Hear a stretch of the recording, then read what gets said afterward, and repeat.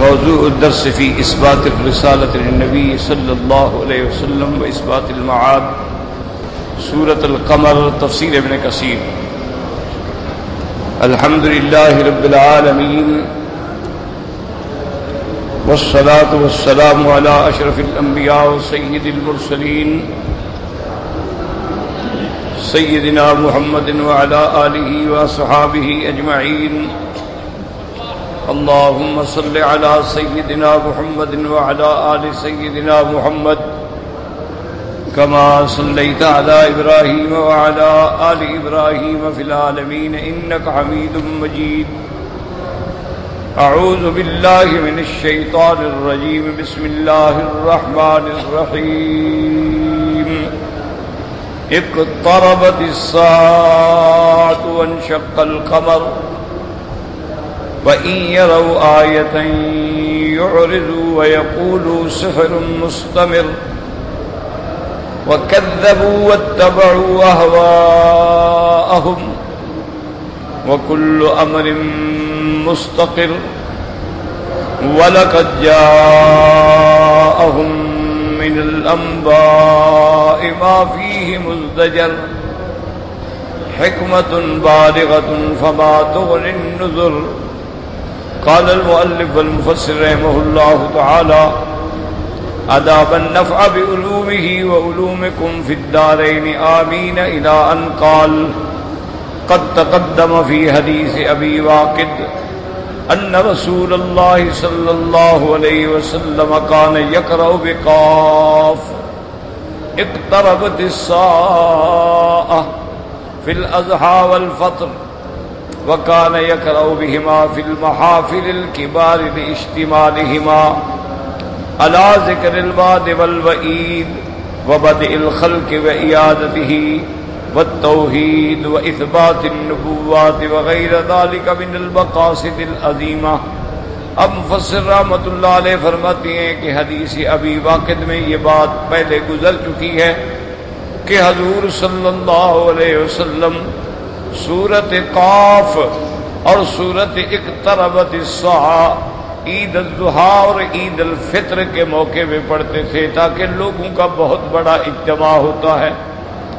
اور اسی طرح حضور صلی اللہ علیہ وسلم بڑے بڑے اجتماعات کے موقع پہ اس سورت مبارک کی تلاوت فرماتے تھے، چونکہ ان صورتوں کے اندر وعد بھی ہے، ان صورتوں کے اندر وعید بھی ہے۔ کیا معنی؟ مومنوں کے لیے وعد ہے اور کافروں کے لیے وعید ہے۔ اور ان صورتوں کے اندر بدء الخلق کا بھی ذکر ہے کہ اللہ نے اس مخلوق کو کیسے پیدا فرمایا اور پھر دوبارہ کیسے پیدا فرمائیں گے۔ اور ان صورتوں کے اندر مسئلہ توحید بھی ہے، اور ان صورتوں کے اندر اثبات نبوت کا مسئلہ بھی ہے، اور اس کے علاوہ بھی بڑے مقاصد عظیمہ ہیں۔ تو یہ عظیم الشان صورتیں ہیں جن کو سرکار دو جہاں صلی اللہ علیہ وسلم بڑے بڑے مجمع میں بڑے بڑے اجتماعات کے موقع پہ تلاوت فرماتے تھے۔ یخبر تعالی عن اقتراب الساعة وفراغ الدنیا وانقضائها كما قال تبارک وتعالی: أتى أمر الله فلا تستعجلوه، وقال اقترب للناس حسابهم وهم في غفلة معرضون، وقد وردت الأحاديث بذلك۔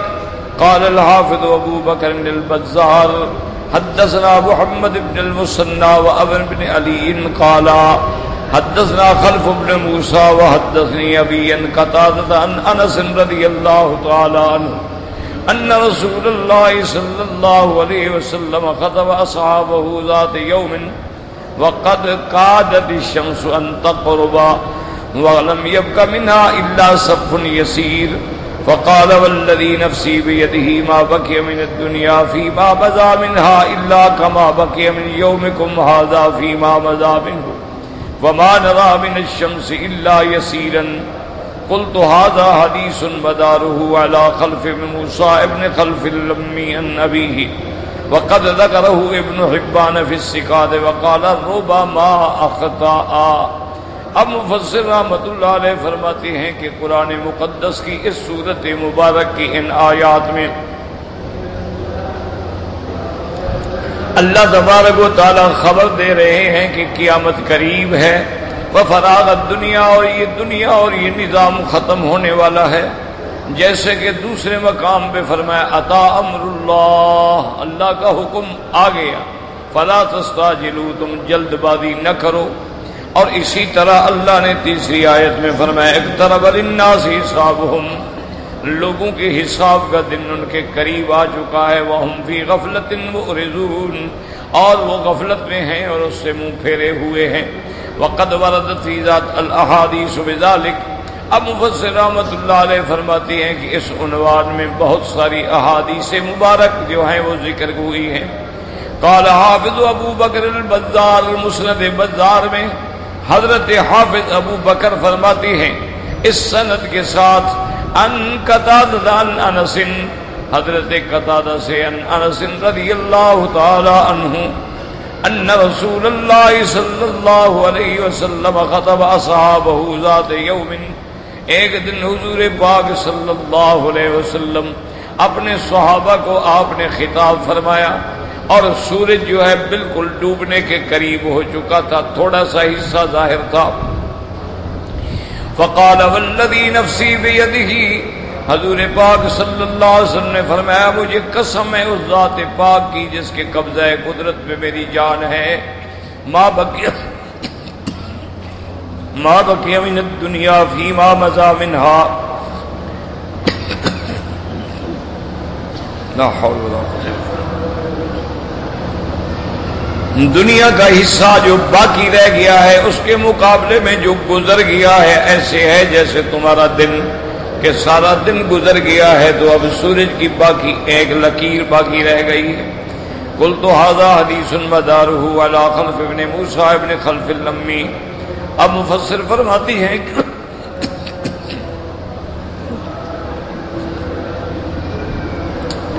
اس حدیث کا دار و مدار جو ہے وہ خلف ابن موسیٰ پہ ہے، اور اس کے بارے میں حضرت ابن حبان فرماتی ہیں کہ وہ ثقہ راوی ہے، لیکن کبھی کبھی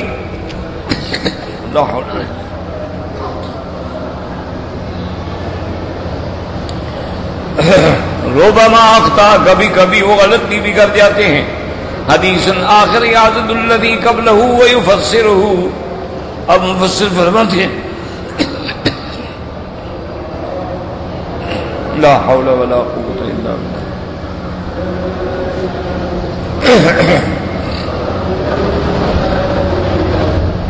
مفسر فرماتی ہیں کہ یہ دوسری حدیث جو ہے پہلی حدیث کی طاقت کا ذریعہ بھی ہے اور مفسر بھی ہے. قال الامام احمد حدثنا الفضل بن ذکین قال حدثنا شریک قال حدثنا سلمة بن کہیل ان مجاہد ان ابن عمر رضی اللہ تعالی عنہما قال كنا جلوسا عند النبي صلی اللہ علیہ وسلم والشمس على قيقعان بعد العصر. حضرت ابن عمر رضی اللہ تعالی عنہما فرماتی ہیں کہ ہم حضور کی خدمت میں بیٹھے تھے اور سورج جو ہے گویا جبل قیقعان کے اوپر تھا. فقال ما اعماركم في اعمار من مضى الا كما بقي من النهار فيما بدا. حضور نے فرمایا کہ تمہاری عمر، تمہاری زندگیاں، تمہاری مدت حیات جو ہے پہلے لوگوں کے مقابلے پہ اتنی بات ایسے ہے جیسے کہ یہ تھوڑا سا وقت سورج کا رہ گیا ہے. وقال الامام احمد حدثنا حسین قال حدثنا محمد بن مطرف بن ابی حازم ان سہل بن سعد قال سمعت رسول اللہ صلی اللہ علیہ وسلم یقول بعثت انا والساعۃ هكذا واشار باصبعه السبابۃ والوسطى واخرجاه من حدیث ابی حازم سلمۃ بن دینار.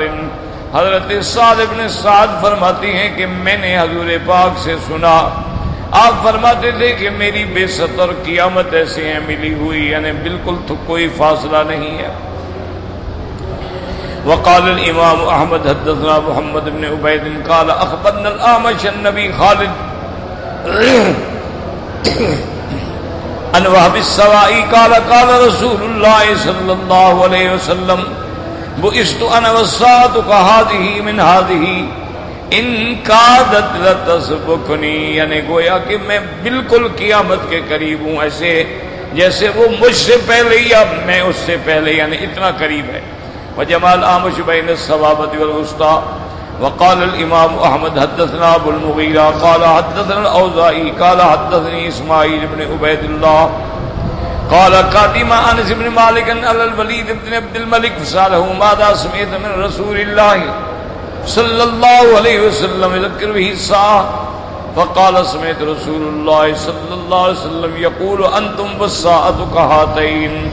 تفرد به احمد رحمہ اللہ تعالی والشاہد ذلك ايضا في الصحيح في اسماء رسول اللہ صلی اللہ علیہ وسلم.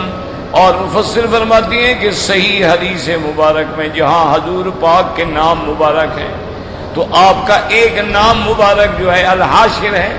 الحاشر کا معنی کیا ہے؟ الذی یحشر الناس علی قدمہ، جس کے یعنی قدموں پہ لوگ قیامت میں کھڑے ہوں گے اور پیش ہوں گے اللہ تبارک و تعالیٰ کی دربار میں. چونکہ حضور صلی اللہ علیہ وسلم کے نام جو احادیث صحیح میں ہیں، آپ نے فرمایا انا محمد و انا احمد، میرا نام محمد بھی ہے میرا نام احمد بھی ہے. وانا الماہی، میرا نام ماہی بھی ہے الذی یمحو اللہ بہ الکفر. وانا الحاشر، اور میرا نام حاشر بھی ہے الذی یحشر الناس علی قدمی. اور فرمایا میرا نام عاقب بھی ہے الذی لیس بعدہ نبی، کہ جس کے بعد کوئی اللہ پاک نبی نہیں بھیجیں گے، میں آخری پیغمبر ہوں. وقال الامام احمد حدثنا بهز بن اسد قال حدثنا سليمان بن المغيرة قال حدثنا حميد بن هلال خالد بن عمير قال خطب عتبة بن غزوان. قال بهز فرماتی ہیں کہ عتبة بن غزوان نے خطبہ دیا.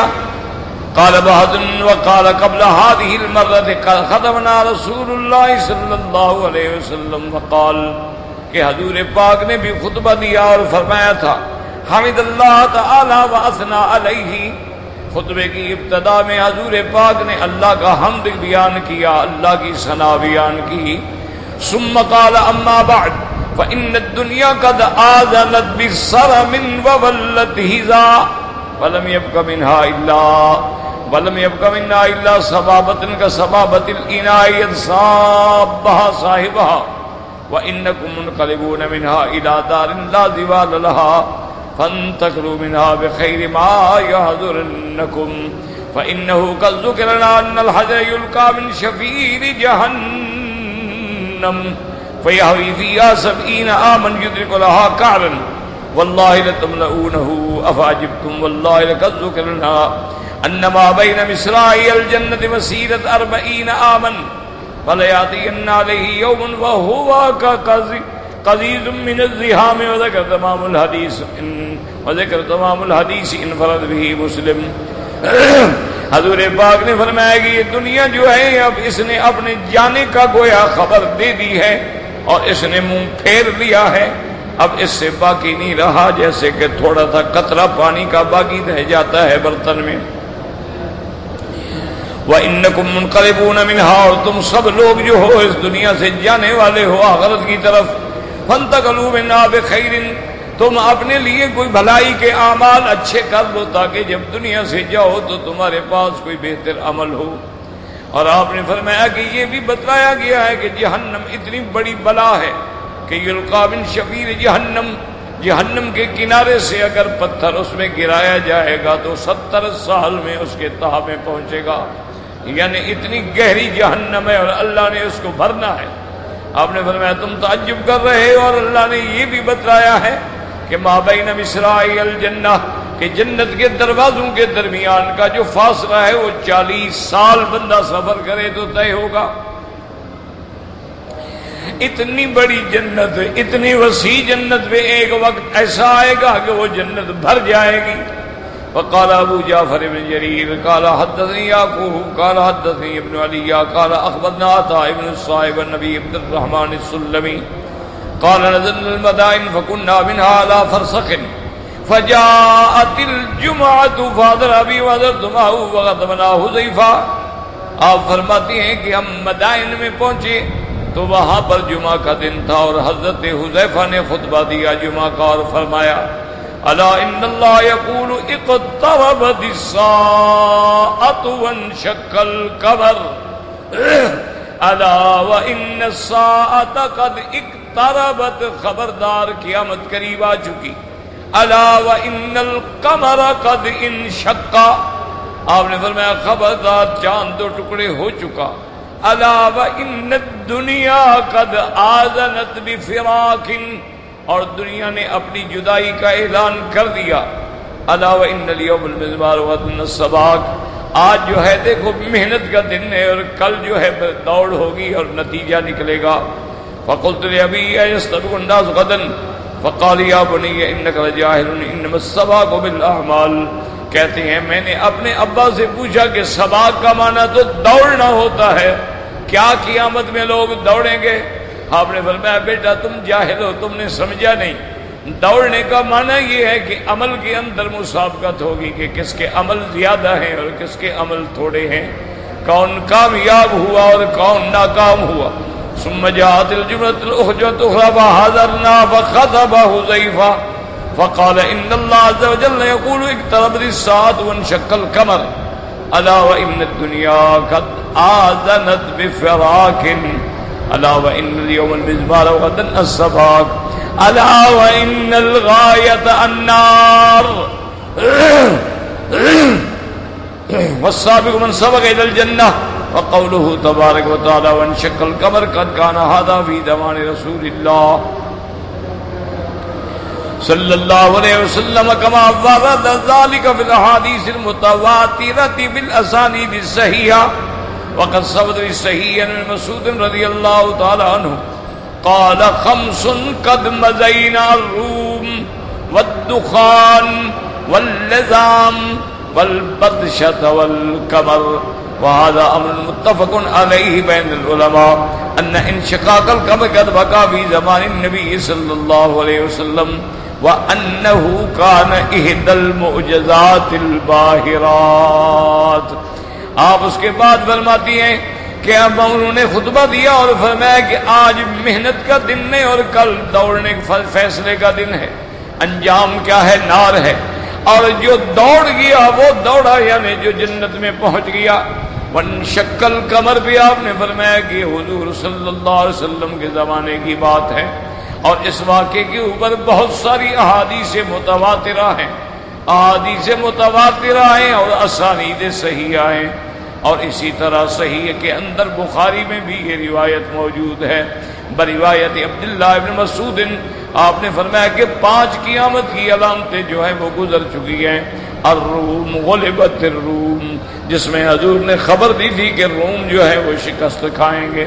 اسی طرح دخان کے جب دھواں دھواں نظر آئے گا، اسی طرح عذاب، اور اسی طرح پکڑ بادشاہ، اسی طرح چاند کا ٹکڑے ہونا۔ وہذا امر متفق علیہ، اب مفسر فرماتے ہیں متفق علیہ بات ہے اور اس پہ اتفاق ہے علماء کا کہ انشقاق القمر جو ہے قد وقع فی زمان النبی صلی اللہ علیہ وسلم وانه كان احدى المعجزات الباهرات۔ اب بات سمجھیں، کیونکہ سبق بھی تو پورا کرنا ہوتا ہے، ذمہ داری ہے۔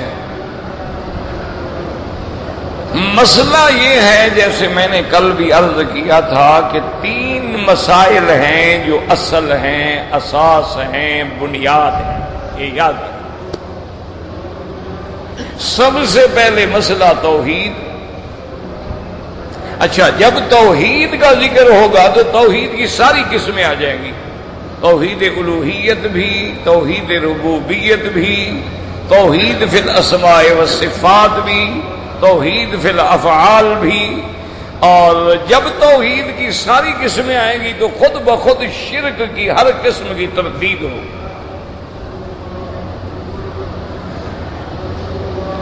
یہ سب سے اہم مسئلہ ہے، اور ہمارے ہاں بھی اور اکثر مسلمان بھائیوں میں جو غلط فہمی ہے، یا ان کو غلط فہمی میں ڈالا گیا ہے یا علم نہیں ہے، ایک عام آدمی، غریب آدمی بیچارہ جو پڑھا لکھا نہیں، اس کو کیا پتا ہوتا ہے ان مسائل؟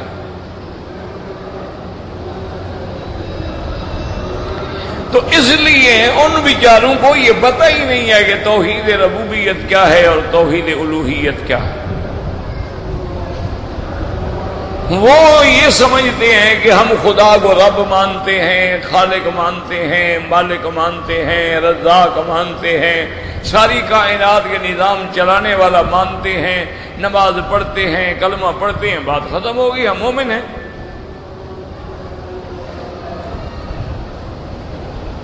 یہی بڑی مشکل بات ہے جو ہمارے بھائیوں کے ذہن میں، دماغوں میں آئی ہوئی ہے کہ بھئی ہم تو نماز پڑھتے ہیں اور ہم تو کعبہ شریف کا طواف کرتے ہیں اور ہم مانتے ہیں ہمارا رب ہے اور آسمان و زمینوں کا مالک بھی وہی ہے، خالق بھی وہی ہے، لہذا ہم واحد، اس سے موحد نہیں ہوتا آدمی۔ یہی تو وہ غلط فہمی ہے جو لوگوں کے دماغ میں ہے۔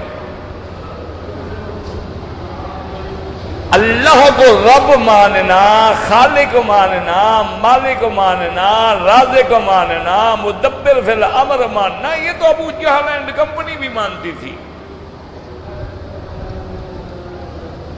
یہ کوئی نئی بات تو نہیں ہے، یہ تو سارے مانتے تھے۔ اللہ پاک نے قرآن میں فرمایا ہے، کسی مولوی کا حوالہ نہیں، کسی کتاب کا حوالہ نہیں، قرآن میں ہے کہ قل من یرزقکم من السماء والارض، میرا مدنی آپ ان مشرکوں سے پوچھو کہ آسمانوں اور زمینوں سے تمہیں رزق کون دیتا ہے؟ آسمانوں سے پانی کون برساتا ہے؟ زمینوں سے کھیتیاں کون اگاتا ہے؟ امن یملک السمع والابصار، تمہاری قوت سامعہ اور باصرے کا کون مالک ہے؟ من یخرج الحی من المیت، کون زندہ کو مردہ سے نکالتا ہے؟ ومن یخرج المیت من الحی، اور کون مردہ کو زندہ سے نکالتا ہے؟ ومن یدبر الامر، اور یہ ساری کائنات کی تدبیر امر اور نظام کون چلاتا ہے؟ تو کافر بھی کہتے ہیں فسیقولون اللہ، اللہ چلاتا ہے۔ یہ تو وہ بھی مانتے تھے، یہ تو قرآن میں ہے، تم مانتے ہو تو کیا ہو گیا؟ اس سے تو آدمی مسلمان نہیں ہوتا۔ اب بھی آپ پوری دنیا میں نظر ڈالیں، کتنے یہودی ہیں، نصرانی ہیں، خدا کو مانتے ہیں، وہ انبیاء کو بھی مانتے ہیں، تب بھی تو عیسیٰ علیہ السلام کو مانتے ہیں، اللہ کی کتابوں کو مانتے ہیں، تب ہی تو وہ انجیل پڑھتے ہیں۔ اسی طرح یہودی حضرت موسیٰ علیہ السلام کو مانتے ہیں، تورات پڑھتے ہیں، عبادت کرتے ہیں، خدا کو مانتے ہیں، تو کیا اس سے وہ جنت میں چلے جائیں گے؟ تو بات کو سمجھیں کہ توحید ربوبیت لا شک فی ذالک کے توحید اصل ہے توحید الوہیت۔ توحید الوہیت کیا ہے؟ جو تم کلمہ پڑھ رہے ہو، لا الہ الا اللہ، کوئی معبود برحق نہیں مگر اللہ، یہ ہے توحید۔ ایاک نعبد و ایاک نستعین، تیری ہی عبادت کرتے ہیں اور تجھ ہی سے مدد مانگتے ہیں، یہ ہے توحید۔ اب اگر اللہ کے ساتھ تم نے کسی غیر کی عبادت کی، مشرک ہو گئے۔ اللہ کے سوا تم نے کسی غیر سے مدد مانگی، مشرک ہو گئے۔ اسی لیے علماء کہتے ہیں نا کہ بھی مسجدوں میں یا کسی جگہ یا اللہ اور یا رسول اللہ نہ لکھا کرو، نعوذ باللہ ثم نعوذ باللہ۔ ان کو حضور پاک سے تو کوئی ایسی عداوت نہیں ہے، وہ اسی لیے ڈراتے ہیں کہ یا حرف ندا ہے اور پکارنے کا حق صرف اللہ کے لیے ہے، اگر وہی حرف تم نبی کے ساتھ بھی لگاؤ گے تو شرک آ جائے گا۔ یا جبرائیل، مشرک ہو گیا۔ یا میکائیل، مشرک ہو گیا۔ یا عبد القادر جیلانی شیئا للہ، مشرک ہو گیا۔ یا معین الدین چشتی مدد کن، مشرک ہو گیا۔ اور شرک کیا بلا ہوتا ہے؟ شرک کی کوئی دم ہوتی ہے؟ شرک کا معنی یہ ہوتا ہے کہ سور، پکار، نظر، نیاز، دعا، یہ صرف اللہ کا حق ہے۔ اور کسی کا حق نہیں۔ سارا قرآن خدا کے لیے کھول کے دیکھا کرو، سارا قرآن غور سے ذرا پڑھا کرو، ایمان سے کہیں کہ جب کسی پیغمبر پہ مصیبت آئی ہے کس کو پکارا ہے؟ سارا قرآن پڑھ لو، اس میں تو کوئی وہابی یا دیوبندی یا بریلوی کا جھگڑا نہیں ہے نا، یہ تو تمہارے دماغوں میں آ جاتا ہے نا، یہ دیوبندی یہ کہتے ہیں جی، بریلوی یہ کہتے ہیں جی، ہم دیوبندی بریلوی کچھ نہیں کہتے، قرآن کیا کہتا ہے قرآن سے پوچھو، اور ہم سے نہ پوچھو، خود گھر میں جا کے قرآن کا ترجمہ پڑھو کہ جب آدم و حوا پہ اللہ کی امتحان آ گیا، انہوں نے کس سے مانگا؟ ربنا ظلمنا انفسنا ان لم تغفر لنا۔ یہ تو تمہارے مولویوں نے مسئلہ کھڑا ہے کہ جی اس نے حضور کا واسطہ دیا تھا، حضور تو پیدا ہی نہیں ہوئے ہیں اور حضور تو حضرت آدم کے بیٹے ہیں۔ اور پھر اللہ قرآن میں فرماتی ہے کہ ہم نے آدم کو کلمات سکھلائے، القاء کیے کہ ان کلمات کے ساتھ تم دعا مانگو، کہ جب اللہ مہربان ہونے پہ آئے تو پھر دعا مانگنا بھی خود سکھلا دیا۔ فتلقى آدم من ربہ بکلمات، اللہ کی طرف سے آدم کو ان کلمات کا القاء کیا گیا، تو وہ کلمات کیا تھے؟ ربنا ظلمنا انفسنا ان لم تغفر لنا وترحمنا لنکونن من الخاسرین۔ اس میں کہاں ہے کہ انہوں نے حضور کا وسیلہ دیا اور انہوں نے انگوٹھے چومے تھے اور حضور کا نام دیکھا تھا؟ تو قرآن کا مسئلہ ہے، قرآن کے مقابلے پہ کسی کی بات کا کیا اعتبار ہے؟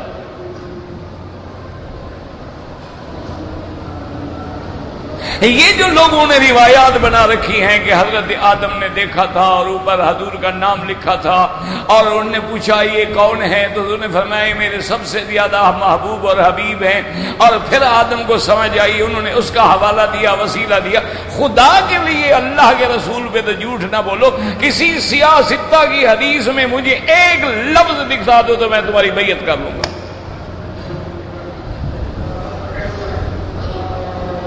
یہ تو ان کتابوں میں روایات ہیں جن کتابوں کا اعتبار ہی نہیں ہے، جو ساکت الاعتبار کتابیں ہیں ان کے اندر اللہ عالم کس نے روایت ڈال دی ہے۔ اچھا، بزرگوں کا معنی یہ ہوتا ہے کہ وہ احترام کرتے ہیں کہ بھئی اب حضور کا نام آ گیا ہے تو ادب کے ساتھ خاموش ہو جاؤ، یہ احترام ہوتا ہے۔ ورنہ جب قرآن نے بتلا دیا کہ ہم نے سکھلائے کلمات، ہم نے القاء کیے کلمات، اور وہ کلمات بھی قرآن میں موجود ہیں، تو پھر ادھر ادھر ہیلے بہانے بنانے کی کیا ضرورت ہے؟ حضرت نوح علیہ السلام پہ جب عتاب آیا تو حضرت نوح علیہ السلام نے کس کو پکارا؟ وَنَادَى نُوحٌ رَبَّهُ، نوح علیہ السلام نے اپنے رب کو پکارا۔ حضرت زکریا علیہ السلام کو اولاد کی تمنا ہوئی تو کس کو پکارا؟ اللہ پاک فرماتی اذ نادى ربه نداء خفیا، آہستہ آہستہ بڑے ادب سے بڑے خضوع سے دعا مانگی، میرا مولا میری ہڈیاں بھی کمزور ہو گئی ہیں، میرے بال بھی سفید ہو گئے ہیں، میں بوڑھا ہو گیا ہوں، لیکن تیری رحمت سے نا امید نہیں ہوں۔ رب هب لي من لدنك وليا يرثني ويرث من آل یعقوب، اللہ مجھے اولاد عطا فرما جو آل یعقوب اور میری بھی وارث بنے، یہ علم کی وراثت چلتی رہے۔ اور دوسری جگہ قرآن کہتا ہے کہ آپ نے دعا کی رب لا تذرنی فردا وانت خیر الوارثین، میرا اللہ مجھے اکیلے نہ فوت کر دینا کہ میرے بعد میرا کوئی ذکر بھی نہ ہو، میری کوئی اولاد بھی نہ ہو، میری علمی وراثت کے کوئی سنبھالنے والا بھی نہ ہو۔ آپ نے اللہ سے دعا مانگی، یونس قید میں آئے تو لا الہ الا انت سبحانک انی کنت من الظالمین، اللہ سے دعا مانگی۔ ایوب علیہ السلام پہ بیماری آئی، رب انی مسنی الضر وانت ارحم الراحمین۔ حضرت یعقوب پہ امتحان آیا تو کیا کہا؟ انما اشکو بثی وحزنی الی اللہ، اور دوسری جگہ پہ فرمایا واللہ المستعان علی ما تصفون۔ حضرت یعقوب علیہ السلام نے بھی اللہ سے دعا مانگی۔ حضرت ابراہیم الخلیل نے اپنے بچوں کو کعبے میں چھوڑا تو اللہ سے دعا مانگی ربنا انی اسکنت من ذریتی بواد غیر ذی زرع، اور حضرت ابراہیم نے اللہ کے حکم پہ کعبہ بنایا، دعا اللہ سے مانگی ربنا تقبل منا انک انت السمیع العلیم۔ اسی طرح سارے انبیاء کی دعائیں پڑھتے جائیں، سارا قرآن پڑھ لیں، ربنا لا تزغ قلوبنا، ربنا لا تؤاخذنا ان نسینا، ربنا اننا سمعنا منادیا ینادی للایمان، ربنا آتنا فی الدنیا حسنۃ وفی الآخرۃ حسنۃ وقنا عذاب النار۔ اور طائف کی گلیوں میں جب میرے آقا سرکار مدینہ رحمت دو عالم پر دشمنوں نے پتھروں کی برسات کر دی اور آپ کے پاؤں مبارک زخمی ہو گئے، جوتے مبارک خون سے بھر گئے، اللہ کے نبی نے کس سے فریاد کی؟ اللہم الیک اشکو ضعف قوتی وقلت حیلتی وہوانی علی الناس۔ سارا قرآن کھول لو، کسی ایک پیغمبر نے کسی پیغمبر سے مانگا ہو یا پیغمبر کا واسطہ دیا ہو، ایک آیت قرآن کی دکھا دو۔ حضور پاک طواف پہ آئے تو کیا دعا مانگی؟ ربنا آتنا فی الدنیا حسنۃ وفی الآخرۃ حسنۃ وقنا عذاب النار۔ اور میرے مدنی پاک جب صفا مروہ دوڑنے کے لیے گئے تو کیا دعا مانگی؟ فرمایا ابدأ کما بدا بہ اللہ ان الصفا والمروہ من شعائر اللہ۔ اور اس کے بعد فرمایا لا الہ الا اللہ وحدہ نصر عبدہ اعز جندہ وہزم الاحزاب وحدہ لا شیء قبلہ ولا شیء بعدہ لا الہ الا اللہ وحدہ لا شریک لہ لہ الملک ولہ الحمد یحیی و یمیت۔ حضور عرفات کے میدان میں گئے، جو حج کا خلاصہ ہے، جو رحمت کا بہت بڑا دن ہے، جو بخشش کا دن ہے، جو مغفرت کا دن ہے، جو تمام حاجیوں کے حج کا مقام ہے۔ سارے کام کر لے، عرفات نہ جائے حاجی نہیں بنے گا۔ حضور جب عرفات میں پہنچے تو کیا دعا مانگی؟ فرمایا افضل ما انا قلت والنبیون قبلی۔ آپ نے فرمایا میں نے بھی سب سے افضل دعا، اور مجھ سے پہلے جتنے پیغمبر گزرے ہیں انہوں نے بھی عرفات میں کیا دعا مانگی تھی؟ لا الہ الا اللہ وحدہ لا شریک لہ لہ الملک ولہ الحمد یحیی و یمیت وہو علی کل شیء قدیر۔ یاد رکھو دعا دو طریقے سے ہوتی ہے، ایک جو ہم اللہ کا ذکر کرتے ہیں یہ بھی دعا ہے۔ اللہ فرماتے فاذکرونی اذکرکم، تم مجھے یاد کرو گے تو میں تمہیں یاد کروں گا۔ تو اللہ کے یاد کرنے کا معنی یہ نہیں ہے کہ جب میں کہوں گا یا اللہ یا اللہ یا اللہ تو اللہ کہیں گے مولی مکی مولی مکی مولی، یہ نہیں ہے۔ معنی یہ ہے کہ جب تم مجھے یاد کرو گے میں تیری حاجتیں پوری کر دوں گا۔ فاذکرونی اذکرکم، تم مجھے یاد کرو میں بھی تمہیں دکھ میں یاد کروں گا، تم مجھے اکیلے میں یاد کرو گے میں اکیلے میں یاد کروں گا، تم مجھے جماعت میں یاد کرو گے تو میں ملائکہ کی جماعت میں یاد کروں گا۔ کیا معنی؟ تیری مشکلیں حل کر دوں گا۔ اللہ کی یاد کرنے کا معنی یہ ہوتا ہے کہ ہماری آرزویں پوری ہو جائیں گی۔ حضور پاک نے عرفات کے اندر یہ دعا مانگی، حتیٰ کہ حضور نے ہمیں سکھایا کہ کھانا کھاؤ تو کیا کہو؟ بسم اللہ الرحمن الرحیم، اور کھا لو تو کیا کہو؟ الحمدللہ الذی اطعمنا وسقانا وجعلنا من المسلمین۔ حضور نے فرمایا کپڑا پہنو تو کیا کہو؟ الحمدللہ الذی کسانا من العرا۔ حضور نے فرمایا چوٹ لگے تو کیا کہو؟ انا للہ و انا الیہ راجعون، اللہم اجرنی فی مصیبتی واخلف علی کل غائبۃ لی۔ اور اس کے بعد فرماتی ہیں جب سونے لگو سر بستر پہ رکھو اس وقت بھی کہو اللہم باسمک احیا و باسمک اموت۔ اور فرمایا کہ جب نیند سے اٹھو تو کہو الحمدللہ الذی احیانی۔ حتیٰ کہ فرمایا حمام میں جاؤ تو کہو اللہم انی اعوذ بک من الخبث والخبائث۔ فرمایا حمام سے نکلو تو کہو الحمدللہ الذی اذھب عنی عن الاذى غفرانک، حتیٰ کہ فرمایا بیوی کے ساتھ ملنا چاہو تو کہو اللہم انی اعوذ بک من الشیطان ما آتیتنا، اللہم انی اعوذ بک ان اتقرب منی الشیطان، فرمایا اعوذ باللہ من الشیطان الرجیم۔ اگر یہ پڑھ کے اپنی بیوی سے ملو گے تو انشاءاللہ اولاد پہ شیطان کا حملہ نہیں ہوگا۔ ہر لمحے کی دعا حضور نے بتلا دی ہے۔ ایمان سے کہیں کسی ایک دعا میں حضور نے فرمایا ہو اللہ تجھے ابراہیم کا واسطہ، تیرے خلیل کا واسطہ، تیرے نبی کا واسطہ، تجھے 1,24,000 پیغمبر کا واسطہ، اللہ تجھے تیرے گھر کا واسطہ، تیرے کعبے کا واسطہ، اللہ تبارک و تعالیٰ تجھے آدم حوا کا واسطہ، تجھے جنت کا واسطہ، تجھے فرشتوں کا واسطہ۔ جب اللہ نے یہ نہیں کہا ہے تو آپ اگر کسی اور کو شریک کرتے ہیں تو اسی کا معنی شرک ہے۔ اور یہی توحید الوہیت ہے جس پہ تلواریں چلی، یہی توحید الوہیت ہے جس پہ بلال نے مار کھائی، یہی توحید الوہیت ہے جس پہ میرے مدنی کے دندان زخمی ہوئے۔ باقی ساری باتیں تو کافر بھی مانتے تھے، لیکن جب حضور فرماتے تھے کہ لا تسجدوا للشمس ولا للقمر واسجدوا للہ الذی خلقہن، اے لوگو خبردار کسی چاند سورج کو، کسی چمکتی چیز کو سجدہ نہ کرنا، اگر سجدہ کرنا ہو تو اسی کو کرو جو سب کے پیدا کرنے والا ہے۔ اور جب حضور نے فرمایا وَاعْبُدُوا اللَّهَ وَلَا تُشْرِكُوا بِهِ شَيْئًا، اللہ کی عبادت کرو اور اللہ کے ساتھ کسی چیز کو بھی شریک نہ کرو۔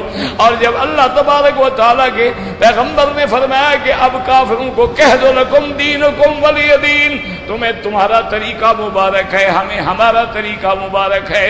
اور جب اللہ تبارک و تعالیٰ کے پیغمبر نے اللہ کے حکم سے فرما دیا قل ادعوکم، میں تم کو کدھر پکارتا ہوں، اس رستے کی طرف پکارتا ہوں جو صراط مستقیم ہے، جو اللہ کی توحید ہے، جو اللہ تبارک و تعالیٰ کی الوہیت کا اقرار ہے، اللہ تعالیٰ کی الوہیت کا اعلان ہے۔ یاد رکھو ساری زندگی نمازیں پڑھو، ساری رات تہجدیں پڑھو، اگر عقیدے میں شرک ہے، اگر قبروں پہ نو راتا بیٹھتے ہو، اگر مزاروں پہ سجدے کرتے ہو، اگر حضور کے نام پہ بدعتیں کرتے ہو تو پھر قیامت میں حضور شفاعت نہیں فرمائیں گے۔ یہ مسائل یاد کر لو، بڑے سے بڑا مجرم ہے، زانی ہے، شرابی ہے، کبابی ہے، چور ہے، ڈاکو ہے، قاتل ہے، اس کی شفاعت تو حضور کریں گے لیکن کسی بدعتی کی شفاعت نہیں کریں گے۔ حضور پاک نے فرمایا کچھ لوگوں کو ہٹایا جا رہا ہوگا، میں کہوں گا ان کو آنے دو، اللہ کے فرشتے کہیں گے انک لا تدری ما احدثوا بعدک یا رسول اللہ۔ صحابہ کہیں گے حضور آپ کے علم میں نہیں ہے کہ آپ کے بعد ان لوگوں نے دین میں نئے نئے مسئلے بنا ڈالے تھے۔ حضور فرماتے ہیں میں کہوں گا سحقا لہم سحقا لہم، ہلاکت ہو ان کے لیے، لے جاؤ جہنم، ان کی میں شفاعت نہیں کروں گا۔ تو جو دین میں نئے مسئلے بناتے ہیں خدا کے لیے توبہ کرو، رمضان آ رہا ہے اللہ کو راضی کرو، اللہ کے دروازے پہ گر جاؤ ورنہ قیامت میں حضور کی شفاعت بھی نصیب نہیں ہوگی۔ دین میں نئے باتوں کا کیا معنی؟ حضرت بلال نے اذان سے پہلے صلاۃ و سلام نہیں پڑھے ہیں، اگر تم پڑھتے ہو تو دین میں نئی بات ہے۔ حضرت بلال نے صلاۃ و سلام اور اذان کے بعد کبھی کوئی دلائل الخیرات، کبھی کوئی درود کبیر، کبھی کوئی درود صغیر نہیں پڑھا ہے، اگر تم پڑھتے ہو تو بدعت ہے۔ حضور کے پاس کھانا آتا، صحابہ کے پاس آتا، کبھی کھانا سامنے رکھ کے حضور نے ختم صغیر ختم کبیر نہیں پڑھا، تم پڑھتے ہو تو بدعت ہے۔ حضور پاک نے کبھی اپنے دادا خلیل اللہ کا عرس نہیں منایا، تم اگر اپنے پیروں فقیروں کا عرس مناتے ہو تو بدعت ہے۔ حضور پاک نے کبھی قبر پہ اذان نہیں دی، تم اگر دیتے ہو تو بدعت ہے۔ حضور پاک نے کبھی قبر پہ کیمپ لگا کے قرآن نہیں پڑھایا، تم پڑھتے ہو تو بدعت ہے۔ حضور پاک نے میلاد بنانے کا حکم نہیں دیا، تم مناتے ہو تو بدعت ہے۔ حضور پاک نے 15 شعبان کے روزے کا حکم نہیں رکھا ہے، نہ دیا ہے، تم رکھتے ہو تو بدعت ہے۔ حضور پاک صلی اللہ علیہ وآلہ وصحابہ وسلم نے مرنے کے بعد تیسرے دن کل شریف 7 جمعراتیں اور چہلم منانے کا حکم نہیں دیا ہے، تم مناتے ہو تو بدعت ہے۔ پھر سمجھ لو شفاعت کہاں ملے گی؟ اب تمہاری مرضی ہے کہ مانو یا نہ مانو. قیامت میں یہ نہ کہنا کہ علماء نے ہمیں حق بتلایا نہیں.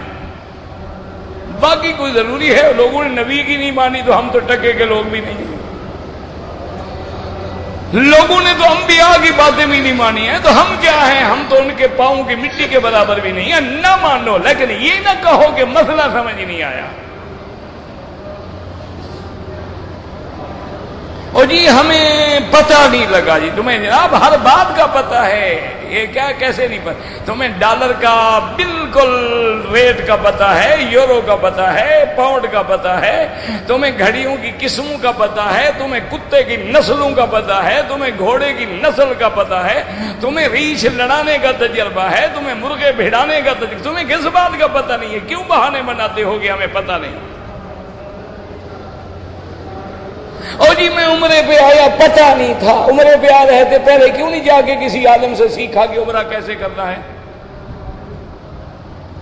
تم یورپ جاتے ہو کیٹلاگ پڑھتے ہو کہ اس ملک میں جاؤں گا ہوٹل کا کرایہ کیا ہوگا، ٹیکسی کا کرایہ کیا ہوگا، ایئرپورٹ سے اترنے کے بعد قریبی تمہیں اسٹیشن کون سا ہوگا. وہ ہر چیز سمجھتے ہو. ایک محمد پاک کا دین یتیم ہے کہ آتے ہو اور تمہیں پتہ نہیں ہے. اور چادریں میری سامان میں رہ گئی اور میں نے جناب عمرہ جو ہے وہ جدے سے احرام باندھا اور جناب مجھے صفا مروہ تو بھول گئی تھی اور سر منڈانا بھی یاد نہیں رہا. تو باقی کرنے کیا آئے تھے تو؟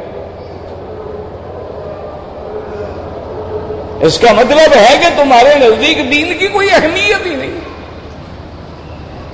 اگر دین کی اہمیت ہوتی تو جب تم نے درخواست دی تھی عمرے کی، پہلے کتاب منگا کے حج اور عمرے کی پڑھتے 1 دفعہ 2 دفعہ 3 دفعہ 4 دفعہ 5 دفعہ، اور جو نہ سمجھ آتا وہاں پنسل نشان لگا کے اپنے علاقے کے مولوی کے پاس جاتے، حضرت یہ بات مجھے سمجھ نہیں آ رہی مجھے سمجھا دیں. آپ تیار ہو کے آتے، مجالے کوئی غلطی ہو. مانا ہے کہ ہمارے نزدیک ضروری نہیں. آ گئے چلے گئے. داڑھی منڈاتے تھے اب بھی منڈاتے ہیں، جھوٹ بولتے تھے اب بھی بولتے ہیں، حرام کھاتے تھے اب بھی کھاتے ہیں، سود کے پیسوں سے عمرے پہ آئے ہیں اب بھی آتے ہیں. یہ کیا ہے؟ مذاق کر رہے ہو اللہ سے؟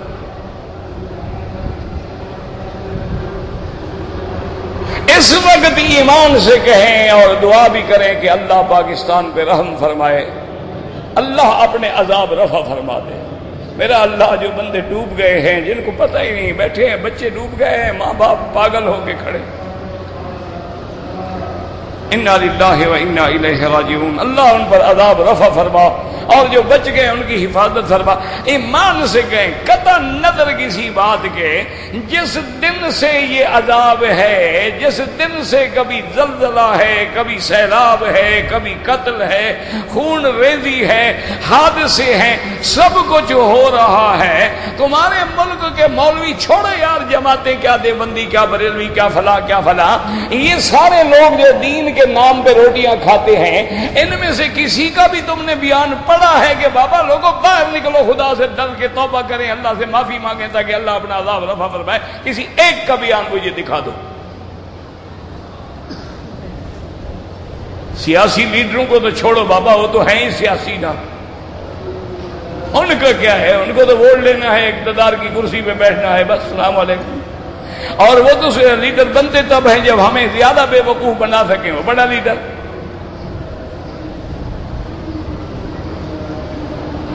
لیکن تم ان کو چھوڑو، جو لوگ جو مولوی ماشاءاللہ داڑھیوں کو تیل لگا کے اور ماشاءاللہ جبے کلے پہن کے بھیک مانگنے کے لیے، چندے مانگنے کے لیے آ جاتے ہیں، دعا مانگنے کے لیے مر گئے ہیں کہیں.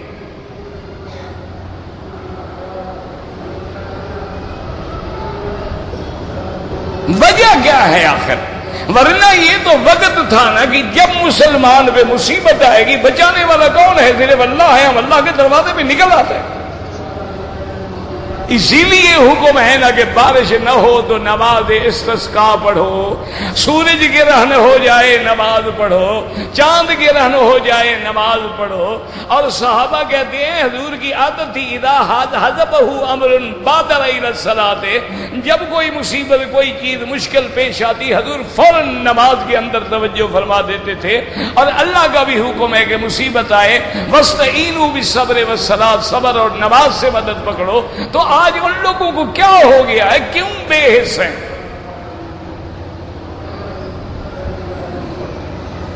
اچھا آپ اتنے آدمی ماشاءاللہ عمرے پہ آئے ہوئے ہیں، ایمان سے کہیں ٹھنڈے دل سے، ہمارے ملک کے کسی 2-4 آدمی جب عمرے پہ جدے سے آ رہے ہوتے ہیں کبھی لبیک کی آواز سنی آپ نے؟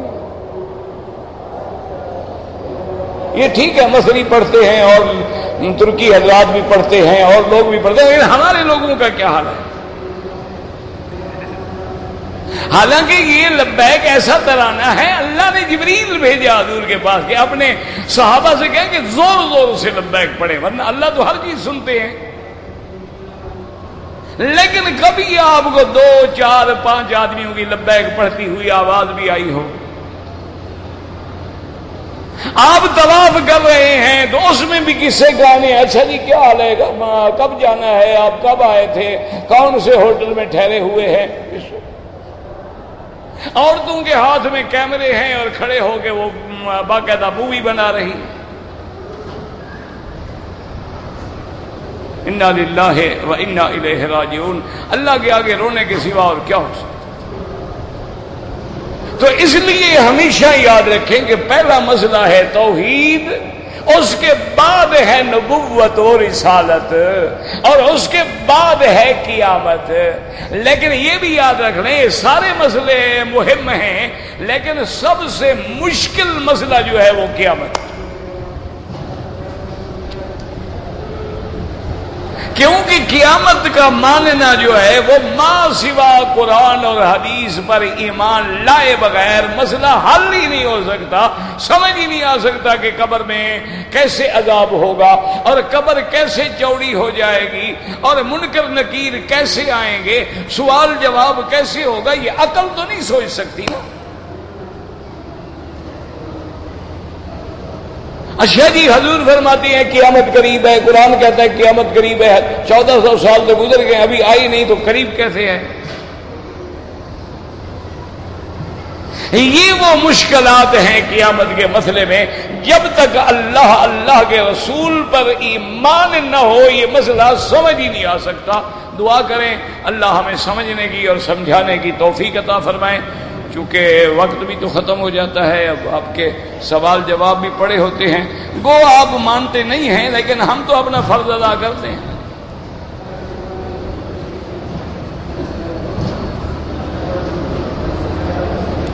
کہتے جی کہ مجھے 12 لاکھ کی رقم تھی میری، 2 لاکھ خرچ ہو گئے، 10 لاکھ ہیں، سال نہیں گزرا، جب سال گزر جائے جو بچے اس پہ زکوٰۃ دے دینا، بات ختم۔ زکوٰۃ دینی ہے ہر سال کا 1 مہینہ خود مقرر کر لو، اس مہینے پہ بیٹھ کے حساب کر لو، کھانا پینا خرچہ ورچہ نکالنے کے بعد جو خالص بچے 2.5% زکوٰۃ دے دو۔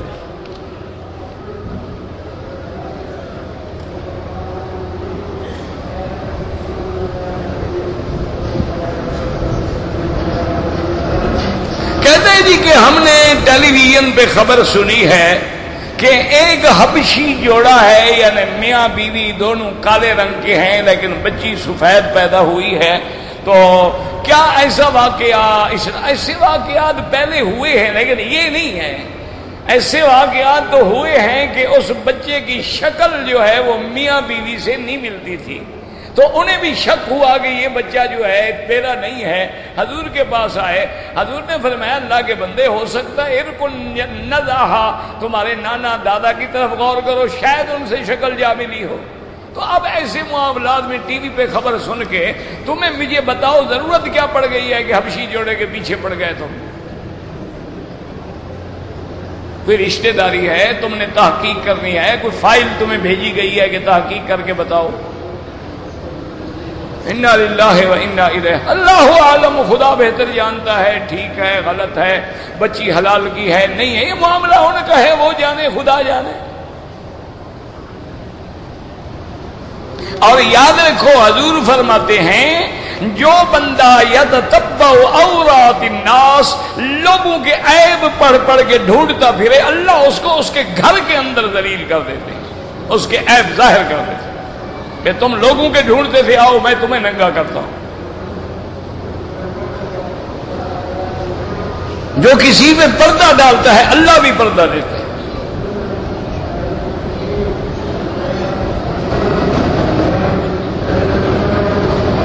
ایک آدمی کہتا ہے، شیعہ ہے، کہ حضرت ابو بکر نے پوری زندگی ہاتھ باندھ کے نماز نہیں پڑھی، تو یہ شیعہ حضرت ابو بکر کی اتباع میں ہاتھ چھوڑتے ہیں؟ نہ، مانا یہ ہے کہ حضرت ابو بکر کو امام مانتے ہیں، ان کی پیروی کریں، چلو ہم ان کی بات مان لیں گے۔ یہ لکھ دیں کہ ہمارا امام حضرت ابو بکر ہے، ہم اس کی وجہ سے ہاتھ چھوڑ رہے ہیں۔ یہ بالکل جھوٹ کہتے ہیں۔ تمام صحابہ نے ہاتھ باندھ کے نماز پڑھی ہے، اور اس پر پوری امت کا اجماع ہے، حضور کے زمانے سے لے کر آج تک۔ صرف امام مالک رحمت اللہ علیہ کی ایک روایت میں ہے، ورنہ ان کا بھی فتویٰ ہاتھ باندھنے کا ہے۔ یہ انہوں نے بالکل جھوٹ لکھا ہے، کبھی حضرت ابو بکر نے ہاتھ چھوڑ کے نماز نہیں پڑھی۔ کہتے ہیں جی نمازیں 5 ہیں، قرآن میں 3 ہیں، یہ 3 اسی لیے پڑھتے ہیں کہ قرآن میں 3 ہیں، یعنی حدیث کو نہیں مانتے، نہ نبی کو مانتے ہیں، صرف قرآن میں۔ تو اگر یہ قرآن کی بات مانتے ہیں تو قرآن تو یہ کہتا ہے کہ 3 قسمیں ہیں، مہاجر، انصار، اور ان کی پیروی کرنے والے ہیں، ان کے علاوہ جو ہیں وہ کافر ہیں۔ تو یہ خود کون ہے؟ نہ مہاجر کو مانتے ہیں، نہ انصار کو مانتے ہیں، نہ پیروی کرتے ہیں، تو خود کیا ہوئے؟ اور قرآن میں 5 نمازوں کا ذکر ہے جناب، ان کا دماغ خراب ہے۔ جب لفظ لیل آتا ہے تو اس میں مغرب اور عشاء دونوں آ جاتی ہیں۔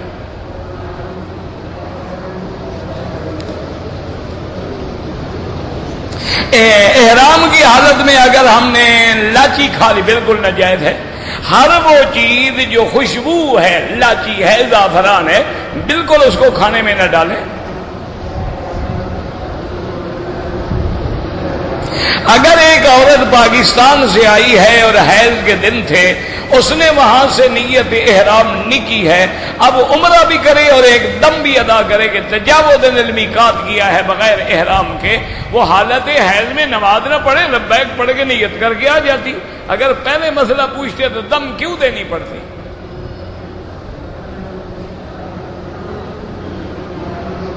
کہتے جی کہ ہم ڈپٹی کر رہے ہیں تو پاؤں کا مسح کر سکتے ہیں؟ نہیں کر سکتے، پاؤں دھونا پڑے گا۔ البتہ اگر تم نے موزے پہنے ہیں وضو کر کے تو موزے کے اوپر مسح کر سکتے ہو۔ ٹیلی فون پر نکاح ہوتا ہے؟ بالکل نہیں ہوتا ہے۔ نکاح کے لیے ضروری ہے کہ دونوں فریق، دولہا دلہن ایک جگہ موجود ہوں، ان کا ایجاب و قبول کرایا جائے، اور ان کے ولی اور شہود بھی موجود ہوں۔ ٹیلی فون پہ نکاح نہیں ہوتا۔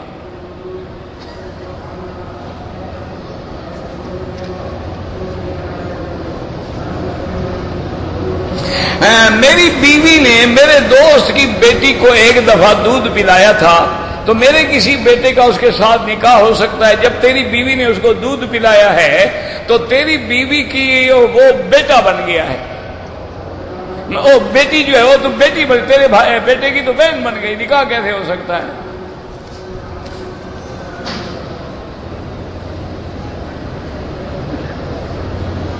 کہتے جی کہ بعض لوگوں کی پیشانی پہ داغ ہوتا ہے، تم بھی دھوپ میں جا کے ماتھا رگڑ لو، 15 منٹ کے بعد داغ ہو جائے گا انشاءاللہ۔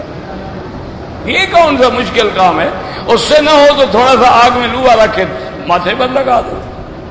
یہ نماز شماز کا کوئی تعلق نہیں ہے اس سے۔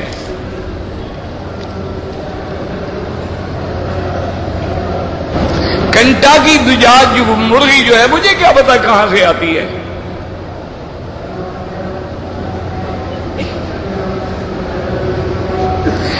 بہرحال آپ کی بیوی کو حیض ہے، وہ نیت کر کے آئی ہے، بالکل کمرے میں رہے، ہوٹل میں رہے، باہر صحن میں بیٹھی رہے، مسجد الحرام میں نہیں آ سکتی۔ جس دن اس کا حیض مکمل ہو جائے، پاک ہو جائے، غسل کرے اور اپنا عمرہ کرے۔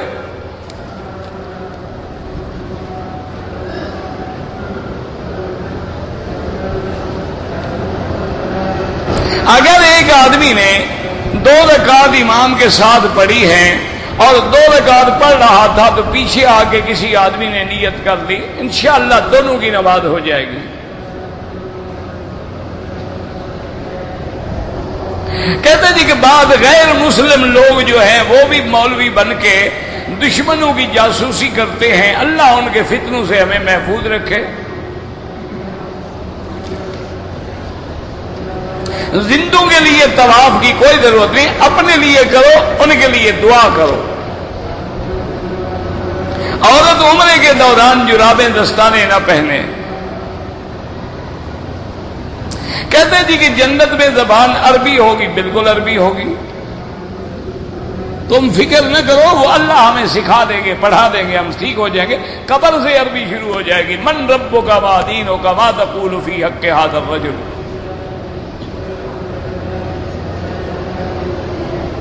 جہنمیوں کی کون سی زبان ہوگی؟ وہاں عربی کے سوا کوئی نہیں ہوگی، جب کافر بھی تو عربی بولتے ہیں نا۔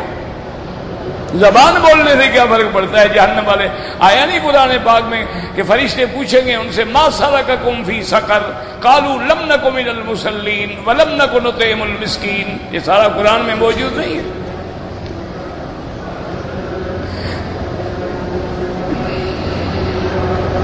کہتے جی کہ جانور لوگ جو ہیں وہ جنات کو محسوس کر سکتے ہیں، جنات کو سب محسوس کر سکتے ہیں، جنات مخلوق ہے، وہ انسانوں کے ساتھ مل کے بھی رہتے ہیں، چھپ کے بھی رہتے ہیں۔ احرام کی حالت میں صابن سے ہاتھ دھوئیں لیکن خوشبو والا نہ ہو۔ اگر احرام کی حالت میں میں نے ایک کاکروچ مارا ہے کوئی بات نہیں، موذی چیز کا مارنا جائز ہے۔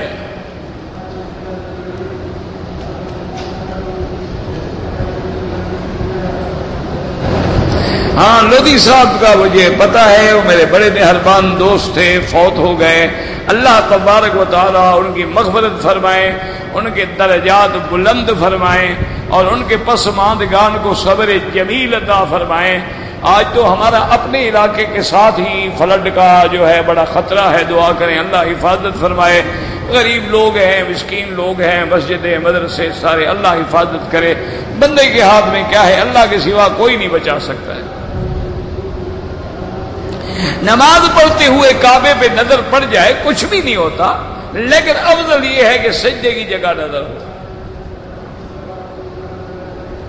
KFC البیگ والی یہ جو مرغیاں ہیں، بھائی مجھے کیا پتا، کوئی میرا فارم ہے، میں تحقیق کرتا ہوں، مجھے کیا پتا ہے؟ آپ ریسرچ کر لیں، پتہ کر لیں، تحقیق کر لیں، مجھے تو پتہ نہیں۔ مگر میں تو یہ سمجھتا ہوں جو مرغی ملک کے باہر سے آتی ہے کوئی اعتبار نہیں۔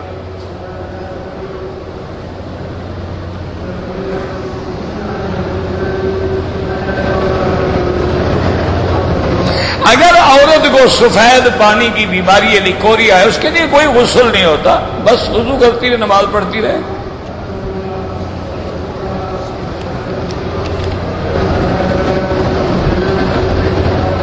نماز ودہ، پتہ نہیں نماز ودہ کیا ہوتا ہے، پتہ نہیں۔ بھائی گزارش یہ ہے کہ KFC یا البیگ جو ہے، ان کی مرغیاں میں نے جہاں تک سنا ہے باہر سے آتی، اور التازج جو ہے وہ سنا ہے کہ مقامی مرغی ہے۔ بہرحال آپ پوچھ رہے ہیں، وہ بتا دیں گے، اس میں کون سی شرم کی بات ہے؟ اگر تو باہر سے مرغی آتی ہے اس کا کوئی اعتبار نہیں۔